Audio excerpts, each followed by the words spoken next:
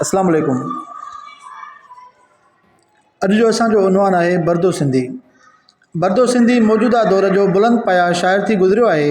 खेसि ख़ासि करे गीत जे सिन्फ़ में कमाल हासिल हो। हिन जो असल नालो मोहम्मद रमज़ान वलद ख़ुदा ॾिनो लाशारी हो। हिन ॻोठ माकन कोरी तालुके मीरपुर माथेले में 15 मार्च 1922 ते जनम वरितो। प्राइमरी तालीम दौरान शाइरी कयाई, जेका पोइ कुझु वक़्त लाइ तर्क कयाई, यानी शाइरी छॾे ॾिनाई। ऐं 1954 में पंहिंजे दोस्त नज़र सिंधी मरहूम नवाब शाह वारे जी सोबत में ॿीहर शाइरी शुरू कयाई। आबदारीअ जो इम्तिहान ॾेई नवाब शाह जे मुख़्तियारकारीअ में मुलाज़मत कयाई ऐं हमेशह लाइ नवाब शाह में सकून ते इख़्तियार कयाई, यानी उते ई रहणु लॻो। संदसि शाइरीअ जा 2 मजमूआ अखड़ियूं मेघमल्हार ऐं बूंदूं बस न कनि छपियल आहिनि। अखड़ियूं मेघमल्हार ते पाकिस्तान राइटर्स गिल्ड तरफ़ां खेसि 1000 रुपया इनाम तौरु ॾिना विया।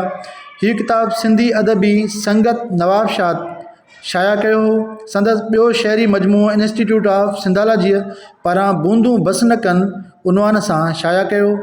बर्दे सिंधीअ ऐं सराइकीअ में शाइरी कई आहे।